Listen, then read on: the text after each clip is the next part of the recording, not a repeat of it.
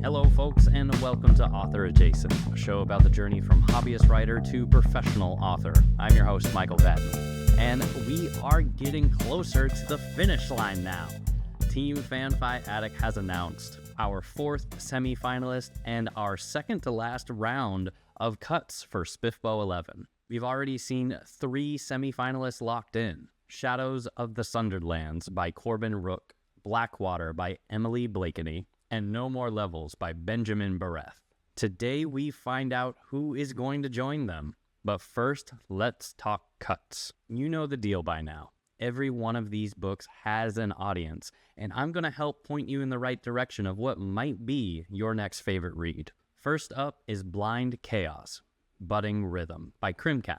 This is a lit RPG with a slice of life feel to it, following a chaotic and charming protagonist named Ranthia, a reincarnated former paladin exploring a game-like fantasy world. It's lighthearted, it's fun, and it leans into the joy of simply going on a journey. The team appreciated the lively main character, the accessible world building, and the detailed system mechanic that lit RPG readers tend to love.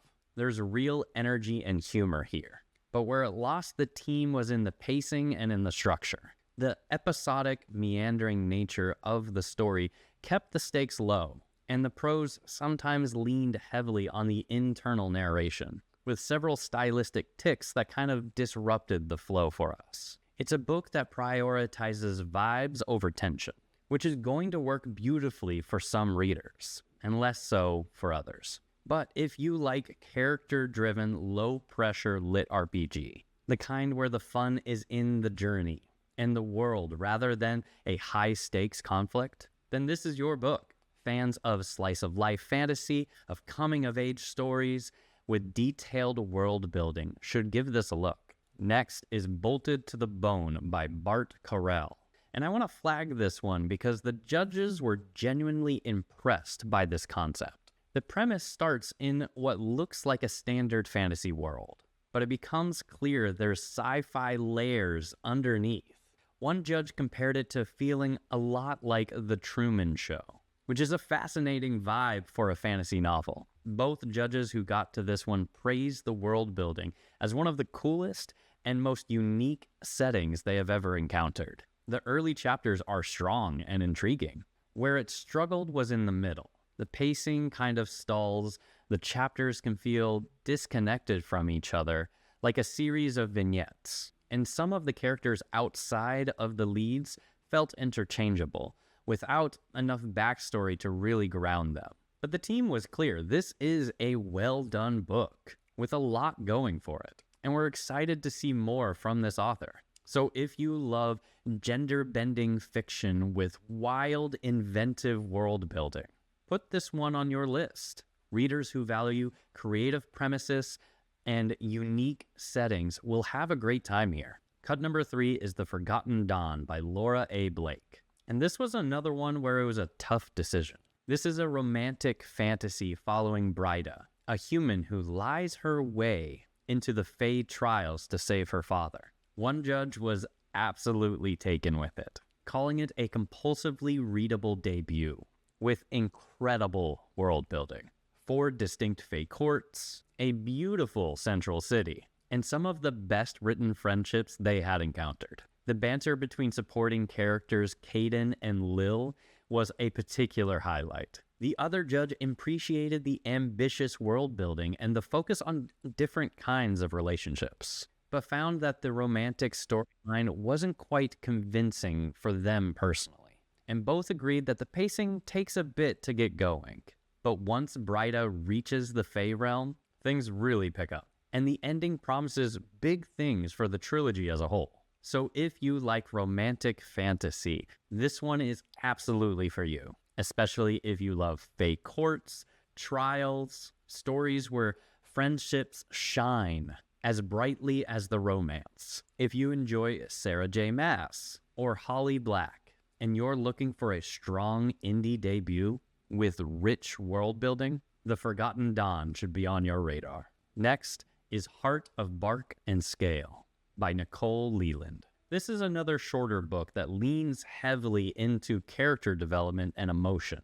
The setup puts two main characters in a situation that forces them to confront their biggest fears. And their relationship is at the heart of this entire story. The team felt that the character work was very solid, and the relationship between these two main characters was really well done, with a satisfying, well-earned ending. Unfortunately, where it didn't land for the team was in the pacing. The story as a whole is very slow and deeply introspective, and without more action or external tension to balance out the emotional focus, it was hard to stay fully engaged in a competitive setting.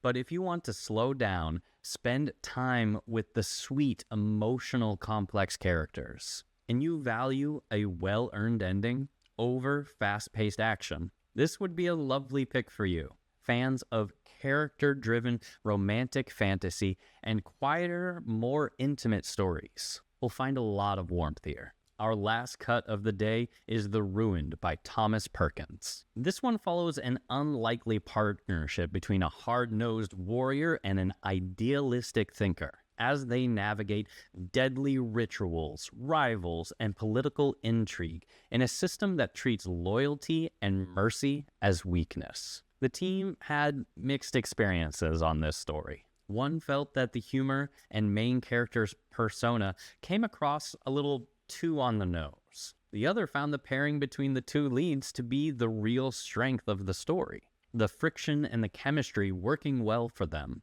and the morally gray characters kept things interesting. Unfortunately for both, the pacing is a bit clunky for our team, but overall a very enjoyable read. So if you enjoy morally gray characters, unlikely partnerships, and great banter, and fantasy that doesn't shy away from the political grit, The Ruined could be worth checking out for you.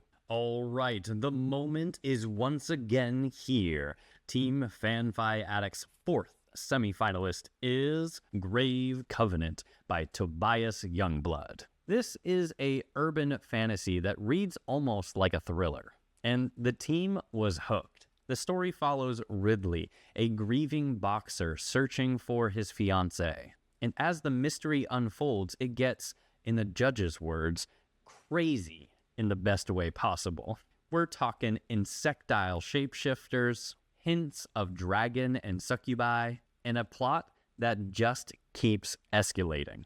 The pacing here was a standout for us. One judge described it as immaculate, saying that they were fully locked in from chapter 1. The other judges noted that it took a little more time to get invested, but once the second half hits, the story really delivers. The team clearly had a blast with this story and are interested in continuing the series. Congratulations to Tobias Youngblood. Grave Covenant joins the growing lineup of our semifinalists. 4 semifinalists down, 1 to go. Team FanFiAddict is almost done with our first round. And then the real competition begins. As always, please check out every book that we talked about today. There's something for just about every kind of fantasy lover here. We'll be back with our final semi-finalist for the FanFiAddict team announcing soon. Until then, let's be author adjacent together.